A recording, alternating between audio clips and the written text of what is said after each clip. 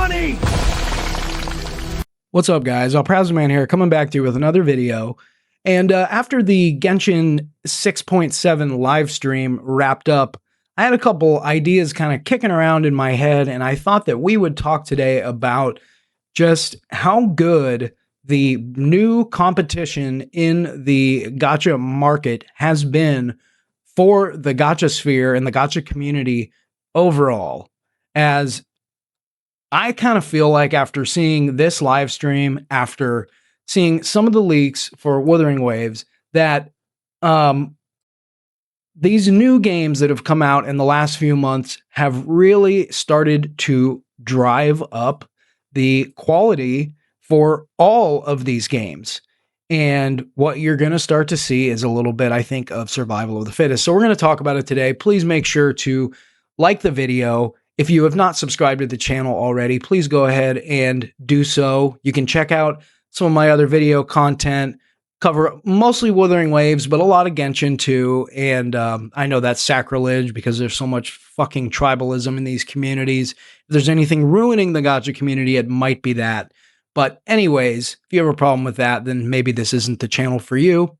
If that's cool with you, then check out my other videos. I think hopefully you can find something that is useful to you or entertaining, one of the two. Anyways, yeah, hit that motherfucking subscribe button, leave a comment, all of the above, and let's get into it. So first things first, a little bit more on the Genshin live stream. Sandrone in the new Stellar Conduct reaction looks pretty amazing.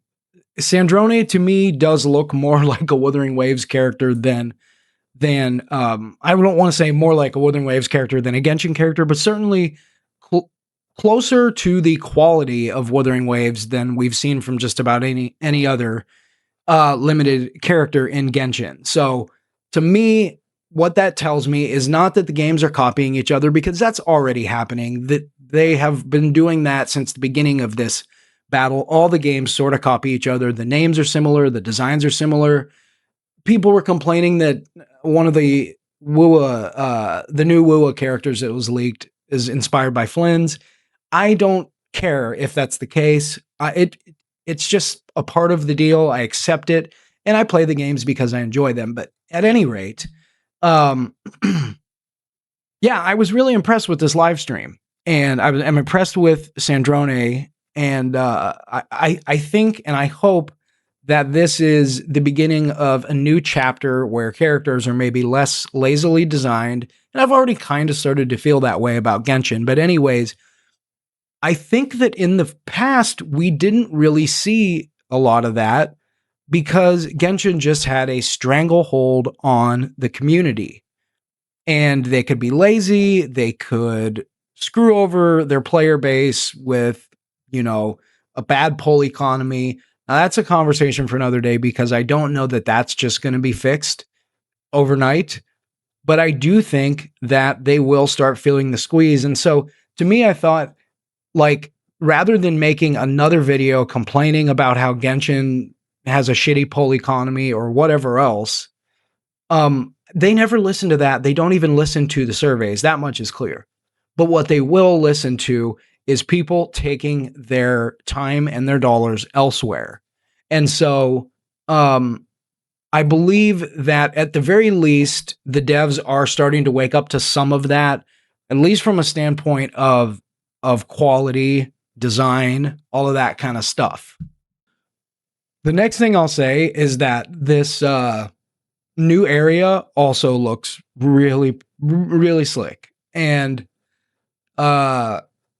I'm impressed. You know, call me a Hoyo shill, but we'll talk in a minute about my level of impression with other games as well. So it's not like it's just Genshin Impact. And honestly, I'm not that impressed with Hoyo versus other games. So you know, do with that information what you will. But I do find this to be it seems like they have kicked it into another gear that maybe we didn't know they had. And certainly most of Genshin's detractors have said that they don't have another gear, that the quality of the graphics, the quests, the dialogue, whatever is not good. And well, this area looks pretty amazing. If you don't believe me, watch the live stream. It I was impressed. And we could compare this to some other games, and I think it's worth I think it actually is worth comparing.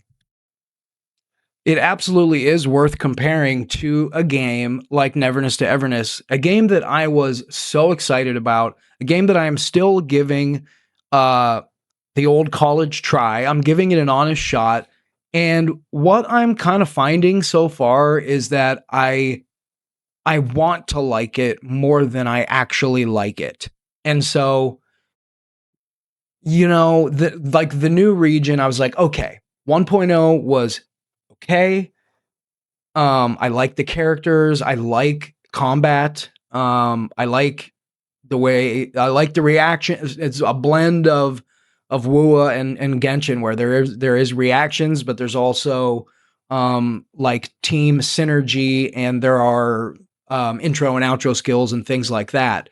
However, it is almost all overshadowed by how bad the main quests have been and side quests, and like the lack of true um adventure exploration. There is obviously a big city to explore, but if you take out the little anomalies that you fight and the birds that you hunt down, there's not all that much to do. And so I had a lot of hope for 1.1 because they made it look so good in the special program. And what I came to find out was that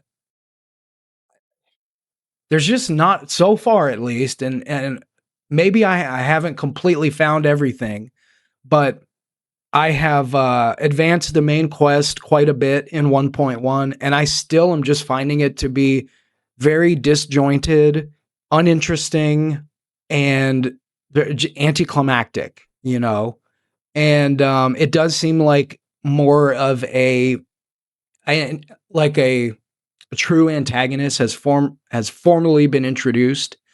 And so we'll see where that goes. And so I'll reserve my full-on review until I have finished the quest and gotten through most of what the patch has to offer. They do finally have a couple events that seem like they're fun. One of them is a combat event.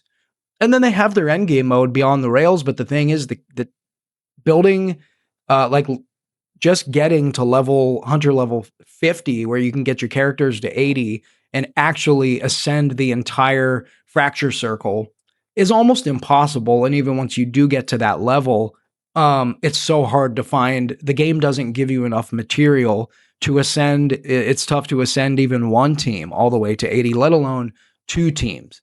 So I have a lot to say about this game.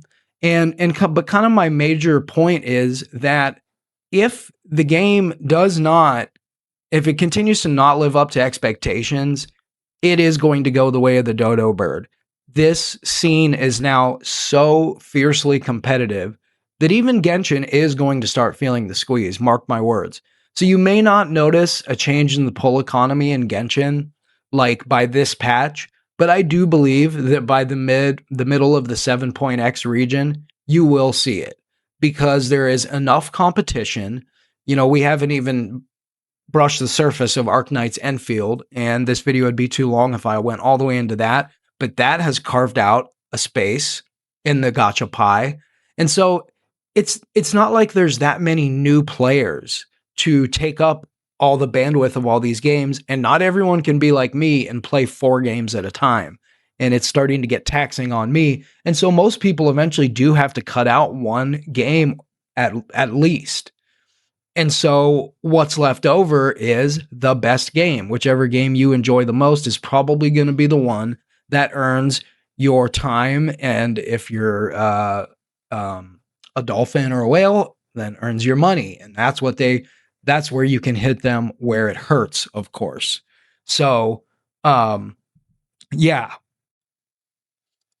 start talking about Wuthering Waves, and I mean, forget about it.